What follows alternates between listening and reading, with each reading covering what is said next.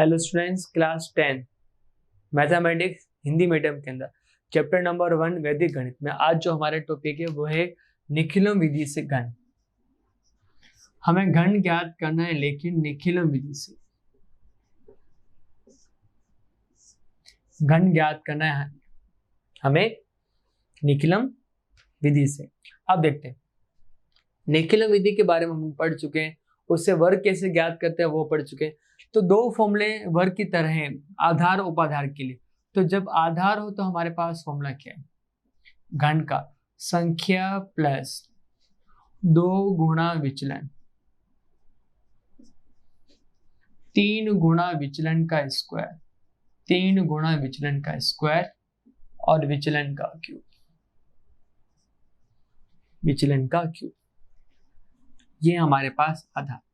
और जब हमारे पास उपाधार हो तो क्या होगा, पहला वाला कॉलम होगा उपाधार अंक के वर्ग से, उपाधार अंक का वर्ग, फॉर्मूला वही है।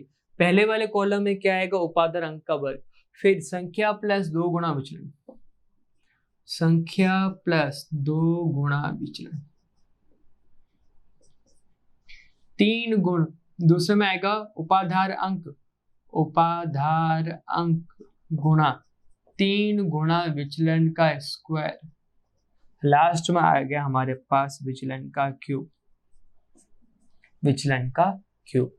तो आधार के लिए अलग फॉर्मूला है हमारे पास, उपाधार के अलग फॉर्मूला है। आधार में क्या होगा, संख्या प्लस 2 गुणा विचलन, 3 गुणा विचलन का स्क्वायर और विचलन का क्यूब। उपाधार में क्या होगा, उपाधार अंक का वर्ग आ जाएगा पहले वाले कॉलम में, संख्या प्लस 2 गुणा विचलन, 3 गुणा विचलन का स्क्वायर को उपाधार अंक से गुणा करना है, लास्ट वाला कॉलम हमारे पास एज इट इज आ जाएगा। ये सूत्र है हमारे पास निखिलम विधि से घन ज्ञात करने की। प्रश्न करते हैं हम इस पर आधारित। पहले हम आधार पर आधारित कुछ प्रश्न करते हैं। आपको 12 का घन ज्ञात करना है, 12 का क्यूब ज्ञात करना है। तो संख्या हमारे पास है, संख्या का मान हमारे पास है 12, आधार हम इसका लेंगे आधार 10 लेंगे, विचलन हमारे पास कितना आ रहा है, विचलन हमारे पास आ रहा है 12 में से 10 घटाएंगे तो हमारे पास 2 बचेगा। फॉर्मूला प्रयोग करते हैं और आधार का मान 10 है तो पहले कॉलम के अतिरिक्त पीछे वाले कॉलम में सिर्फ एक ही संख्या आ सकती है, और आधार का मान 100 है तो पहले कॉलम के अतिरिक्त जो है, पहले कॉलम में जितनी भी चाहे संख्या आ सकती है, लेकिन 100 का है तो पीछे वाले कॉलम में सिर्फ 2 संख्या हमारे पास आ सकती है। ध्यान रखिए इस चीज का। संख्या प्लस 2 गुणा विचलन, फॉर्मूला अप्लाई करते हैं, 12 का क्यूब बराबर संख्या है 12, 2 गुणा विचलन, विचलन है 2, 3 गुणा विचलन का वर्ग, 2 का वर्ग, और यहाँ आ जाएगा विचलन का क्यूब, 2 का क्यूब कितना आ जाएगा 8, 2 गुणा 2 4, 12 प्लस 4 16, 2 का वर्ग 4, 2 का क्यूब 8, 16 12 8। तो पीछे वाले कॉलम में सिर्फ एक ही संख्या आ सकती है, यहाँ पर हमारे पास 2 संख्या है तो हम एक संख्या को आगे शिफ्ट करेंगे, इनको प्लस करेंगे। तो जब एक को यहाँ स्थानांतरण करेंगे 16 और 1 17 हो जाएगा। इन तीनों को साथ में लिखेंगे, 1 7 2 8, 1 7 2 8 हमारे पास आ जाएगा 12 के घन का मान। अगर हम आधार 100 वाले पे एक प्रश्न को देखें, एक और उदाहरण अगर हम करें, हमें 103 का अगर वर्ग ज्ञात करना है, तो घन ज्ञात करना है सॉरी, तो संख्या हमारे पास 103 है, आधार का मान हमारे पास 100 है, विचलन का मान आ जाएगा 103 में से 100 घटाएंगे यानी 3 हमारे पास आ जाएगा। अब देखते हैं, फॉर्मूला अप्लाई करते हैं। 103 का हमें घन ज्ञात करना है। संख्या का मान हमारे पास कितना है, संख्या का मान हमारे पास 103 प्लस 2 गुणा विचलन है 3, 3 गुणा विचलन का स्क्वायर, 3 का स्क्वायर, और 3 का हमारे पास आ जाएगा क्यूब, 3 इंटू 2 6, 103 में जोड़ेंगे तो 103 प्लस 6 109, 3 का स्क्वायर 9, 9 तिया 27 और यहाँ 27। अब आधार का मान 100 है तो पीछे वाले कॉलम में 2 संख्या आ सकती है, तो आपका उत्तर आ जाएगा 109, 27, 27, ये आपका उत्तर आ जाएगा।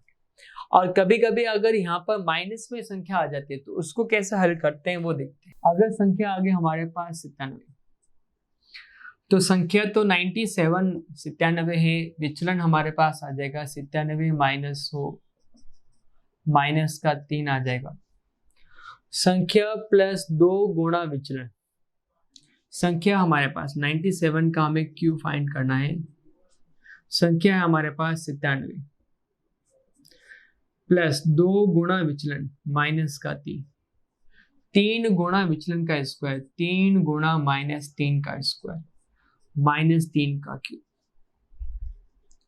अब यहाँ पर 3 दूनी 6 प्लस माइनस क्या हो जाएगा माइनस, 3 का वर्ग 9 होगा, 9 इंटू 3, 3 का वर्ग माइनस 3 का वर्ग प्लस का 9, 9 इंटू 3 27, माइनस करेंगे माइनस 3 की घात 3 करेंगे तो वो माइनस का 27 आएगा, क्यों घात विषय में तो माइनस आएगा। अब 97 में से अगर 6 घटाएंगे तो हमारे पास 91 बचेगा, 27 माइनस का 27। अब यहाँ पर एक बात का ध्यान दें कि माइनस में संख्या आ रही है जो कि संभव नहीं है, हम प्लस की संख्या का हम घन करें, प्लस का उत्तर आना चाहिए। तो जब भी माइनस की संख्या हो तो यहां से हम एक उधार लेंगे, यहां में से एक संख्या घटाएंगे, पास वाले कॉलम जो होगा, पास में जो कॉलम होगा उसमें से हम एक संख्या घटाएंगे, और एक संख्या जब हम यहाँ पर पक्षांतरण करेंगे तो वो हमेशा आधार के बराबर बनेगा, इस बात का ध्यान देना है। जब हम यहाँ से एक संख्या घटाएंगे तो वो यहाँ पर जाके आधार अगर 10 है तो 10 के बराबर बनेगा, 100 है तो 100 के बराबर बनेगा। अगर हमने उपाधार लिया तो उससे कोई मतलब नहीं, हमेशा आधार के बराबर रहेगा, इस बात का ध्यान रखना है। यहाँ से एक घटाना है और वो किसके बराबर रहेगा, आधार के बराबर रहेगा। तो ये आ गया 91, 27 में से एक घटाएंगे तो 26 बचेगा, और इसमें से अगर हम घटाएंगे तो हमारे पास 73 बचेगा। तो अब पीछे वाले कॉलम में 2 संख्या आ सकती है, सबको सम्मिलित रूप से लिखेंगे तो आपका उत्तर आ जाएगा 97 का वर्ग, 9 1 2 6 7 3। अगर हमारे पास उपाधार हो तो हम कैसे वर्ग ज्ञात करेंगे देखते हैं।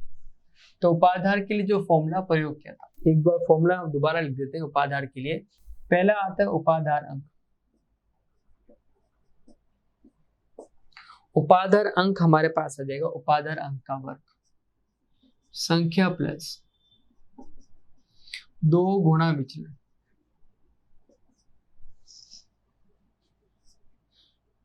उपाधार अंक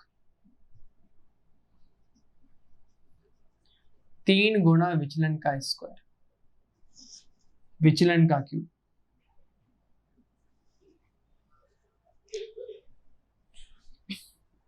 उपाधार अंक हमारे पास। अब जैसे 21 का वर्ग हमें घन ज्ञात करना है, तो संख्या हमारे पास है 21, इसका आधार हमारे पास रहेगा 10,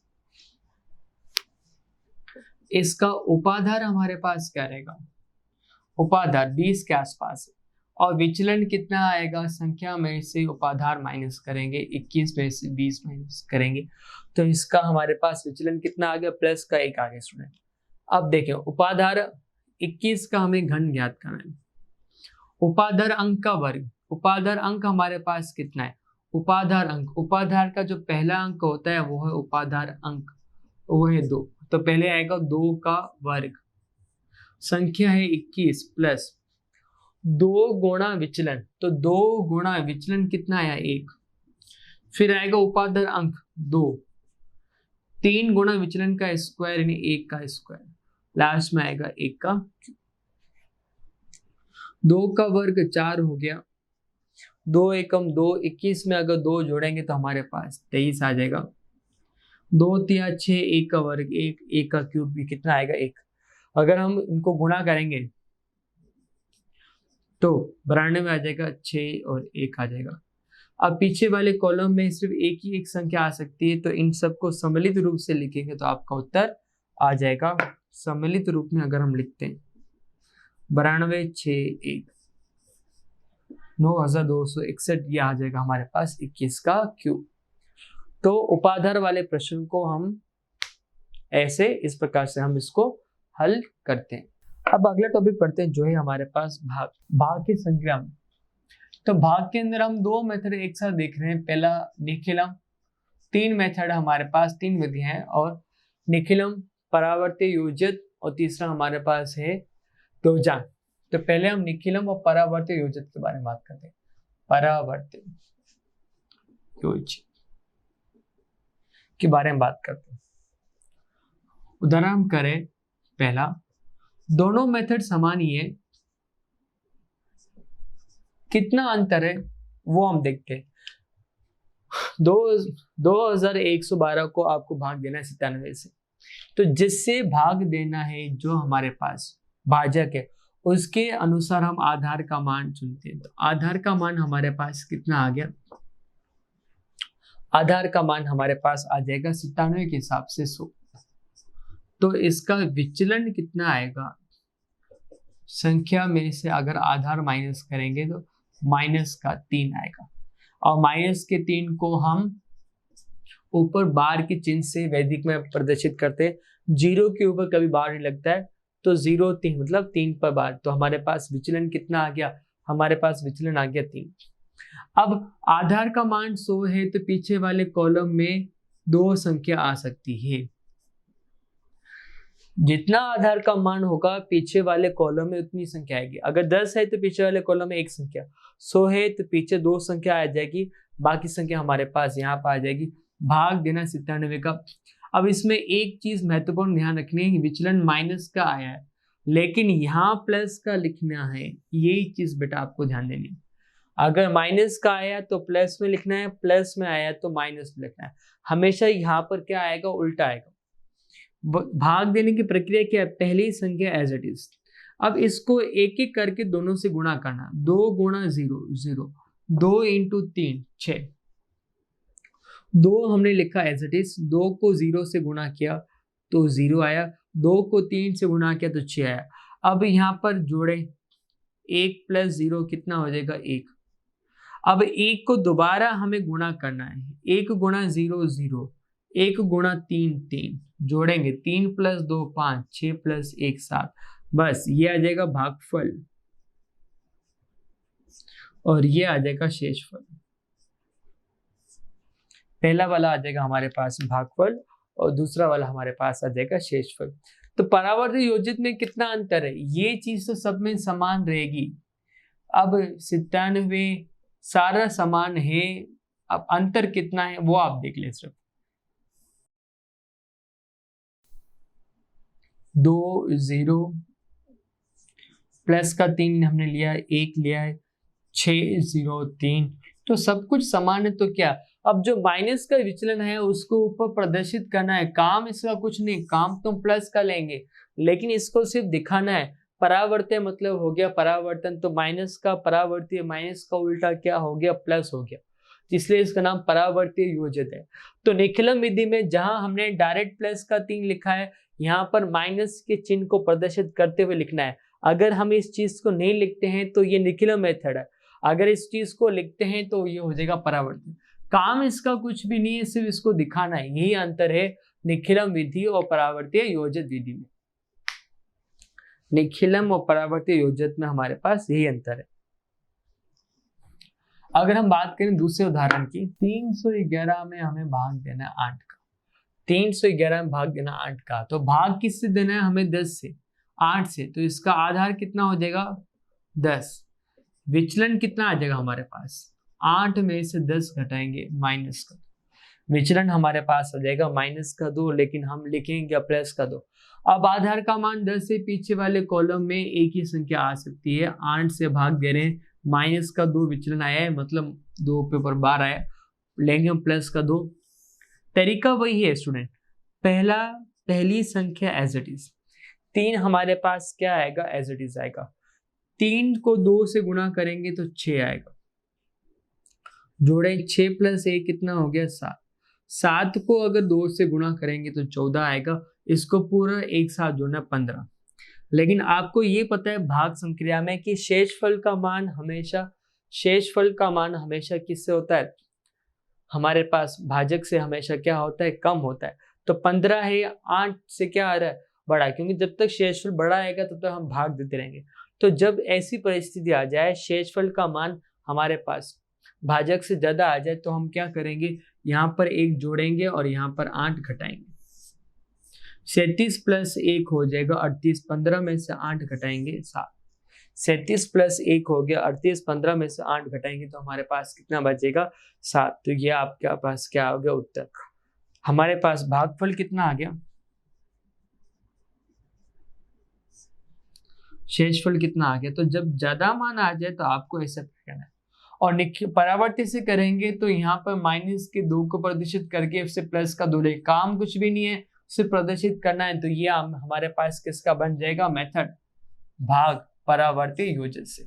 तो दोनों मेथड समान है, सिर्फ एक पद को लिखना है तो परावर्ती इसको हटा दें योजक, काम तो हमारे पास प्लस का 2 ही आएगा, काम तो हमारे पास प्लस का 2 ही आएगा। ओके स्टूडेंट, तो हमने भाग संग्रह में 2 विधियां पढ़ लिए। अगले वीडियो में हम व्यवधान विधि के बारे में पढ़ेंगे। Thank you.